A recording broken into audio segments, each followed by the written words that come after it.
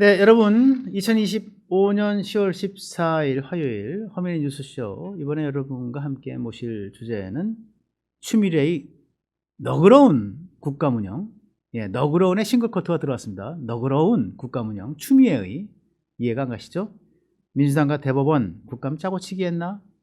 좁혀서는 추미애와 대법원 국감 짜고치기 했나? 이런 주제 갖고 여러분 모시겠습니다. 시작하기 전에 구독, 좋아요, 알림 설정 부탁을 드리겠습니다.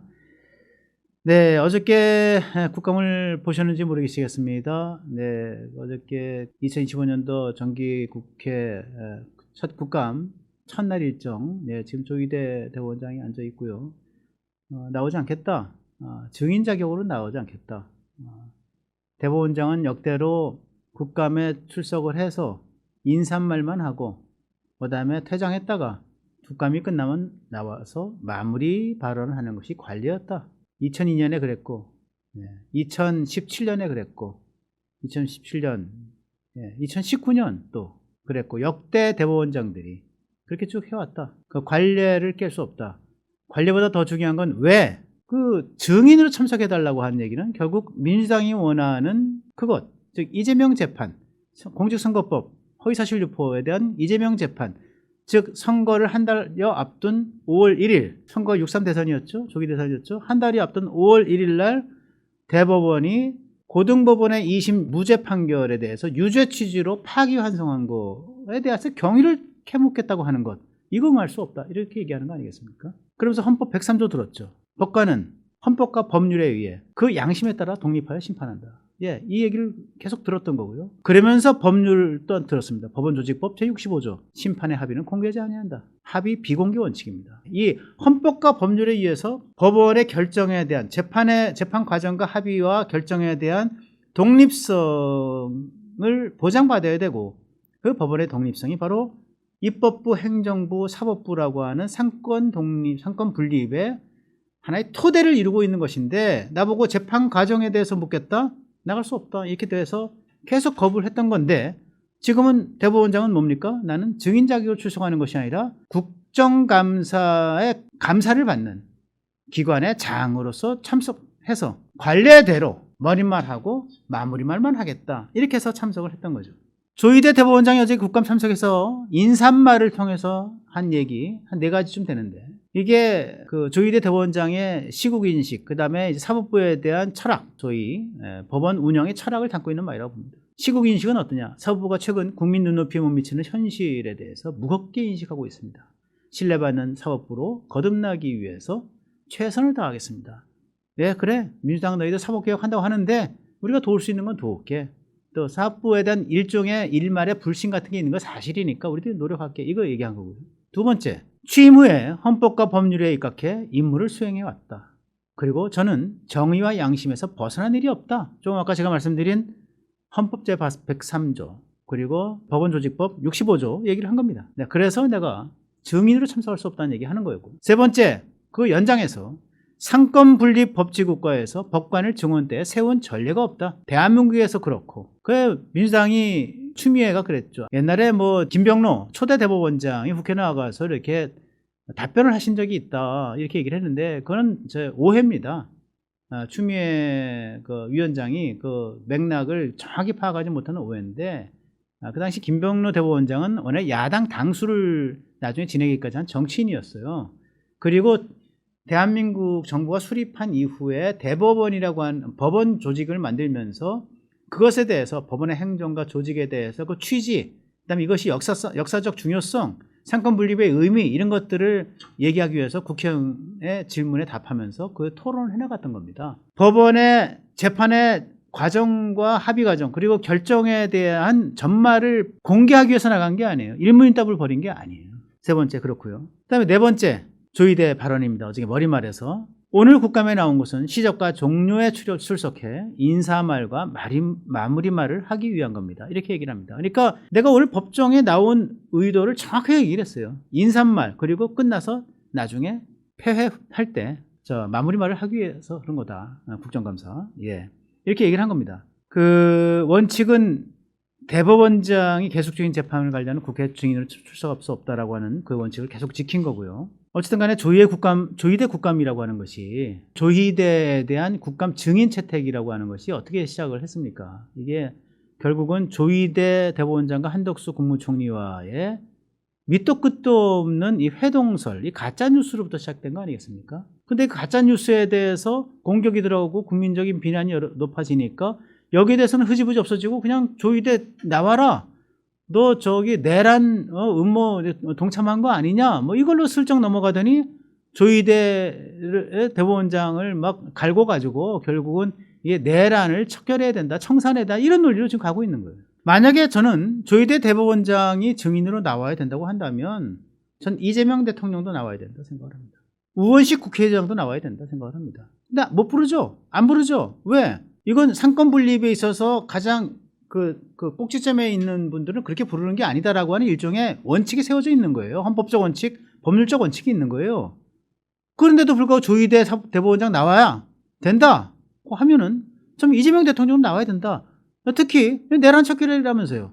그 재판 관련, 그것도 이재명 재판 관련이라면서요. 이재명 재판 관련해서 뭐 그 흑막을 가리기 위해서 그래서 내란을 척결하기 위해서 불러야 한다면 이재명 재판이니까 대통령 나와야지. 근데 안 부르잖아. 그럼 무슨 난센스냐 이거예요. 그리고 조희대 한덕수 그 말도 안 되는 가짜뉴스 음모설 이걸 처음으로 퍼뜨린 열린 공감 TV 뉴스 그 담당자들 다 불러야지. 안 불러.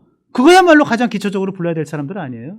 안 불러. 그런데요, 제가 여기서 여러분들에게 사실은 하고 싶은 말씀은 이겁니다. 어저께 제가 국감을 보면서 추미애 법사위원장의 태도가 이전과 다르네. 그런 걸 상당히 느꼈습니다. 추미애 법사위원장이 이제 국감을 시작하는 이제 모두 발언에서 굉장히 부드럽게 발언을 하고요. 예, 여러 가지 자기 할 말은 다 했지만은 대법원장에 대한 호칭과 그 대법원장에 대한 요구사항을 전달하는 데 있어서 굉장히 이제 경어체를 사용하고 아주 조심스럽게 좋은 말로 품위 있게 하는 그런 것들을 많이 느꼈습니다. 같이 한번 준비된 자료 보시죠.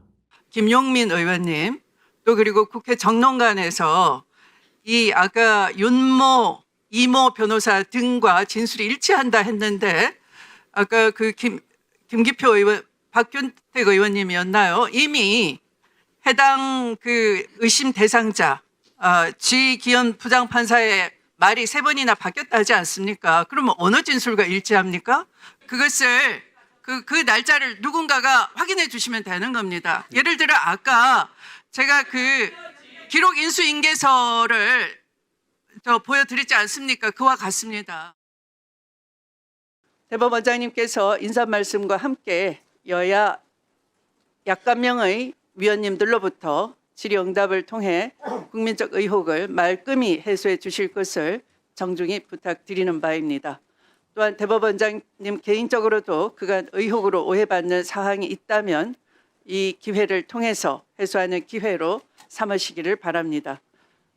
그러면 조희대 대법원장님 인사해 주시기 바랍니다. 네, 여러분들 어떻게 들으셨습니까? 추미애 답습니까? 추다르크 추전사 답습니까? 네, 저는 깜짝 놀랐어요. 어저께 저는 이게 개회할 때부터 11시 20분 정회할 때까지 쭉 지켜봤습니다. 1시간 20분가량 쭉 지켜봤는데 야, 저거 왜 저러지? 추미애가 왜 저렇게까지 조심스럽게 나오지? 하면서 저는 그때부터 그 머릿속에 뭔가 싹 튼 생각이 있었어요. 상대적으로 굉장히 침착한 말투를 하고 그리고 조희대 대법원장을 소개할 때도 깍듯하게 경어체를 사용했습니다. 그죠? 게다가 국민의힘 야당이 때로 들고 일어나서 막 추미애 위원장에게 막 공세적으로 얘기를 하면서 조희대 대법원장이 이석을 허락하라. 너 왜 이렇게 하느냐. 조희대 대법원장을 감금시키는 거 아니냐. 이런 식으로 막 들고 일어났을 때 추미애 위원장이 거기에 대해서 격하게 반응하지 않고 조용히 사회를 보면서 다음 질문 해주세요. 지금 질의 시간입니다. 이런 식으로 넘어갑니다. 같이 보시겠습니다. 4개월 내지 6개월 진행했습니다.